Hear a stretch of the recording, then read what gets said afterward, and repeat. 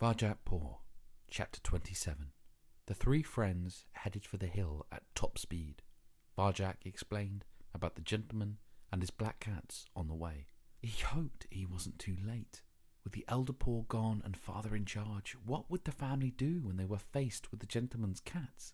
What would the gentleman's cats do to them? Anything could have happened. After all the time he'd been away, the house would surely be different. Those pictures in his head, the red velvet armchair, the china feeding bowls, might not even exist anymore. He was sure of only one thing. They'd have to climb the wall to get in, and Varjak remembered it as the hardest climb of his life. Thunder growled above the city as they reached the foot of the hill. The sky was violet with the threat of another storm. "It's up here," said Varjak, leading the way as lightning flashed overhead. They climbed the hill as fast as they could. Rain began to fall. It came in stinging whips which lashed into Varjak's nose, his eyes, his ears. He tried to snatch a breath. Water filled his mouth, surged down his throat. He choked on it, but kept going up the hill. 1 step, 2 steps, 100, 1,000, whatever it took. The moon stared down at them, a sullen, one-eyed sentry in the sky. "Give up," it seemed to say. "Give up and go away." Soaking, straining, panting for breath, they reached the top of the hill as the sky shattered in white light. What Varjak saw there made his fur prickle. A little stone wall stood before them, half the height of any in the city. It looked old and crumbling, as if it had been neglected for a very long time. Another blast of thunder rocked the earth. Varjak shivered. Could this really be the same wall which enclosed the world he grew up in? The wall that once seemed so high and impossible to climb? Was this the place he had left?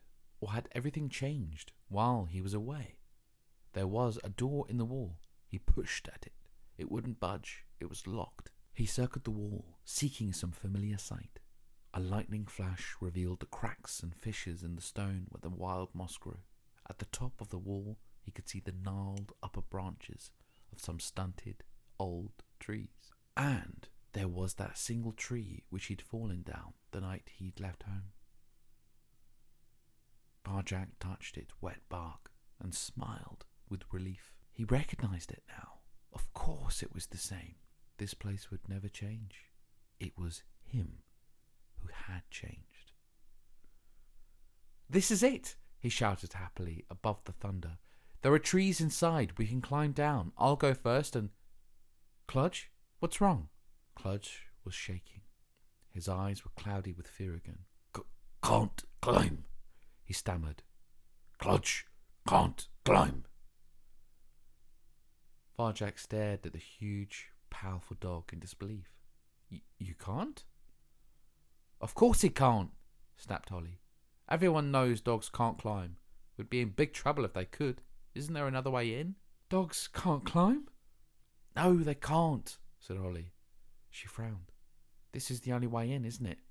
I can tell from your face." It felt like falling through the air and never landing. They were so near.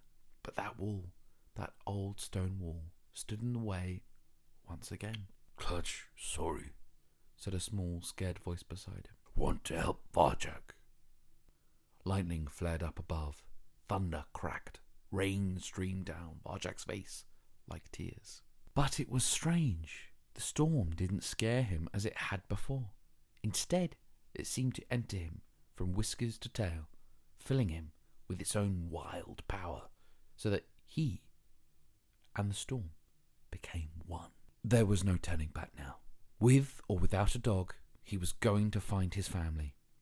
"It's all right, Cludge," he said. "You wait for us here. Come on, Holly, let's go inside." They left Cludge cowering under the tree. The 2 cats stormed to the top of the wall. They clambered over the edge and down the other side through a tangled maze of twisted branches. Silently, they stole into the garden. They padded over the wet grass and up to the cat door. "This is it," whispered Varjak as they slipped through. "This is the Contessa's house."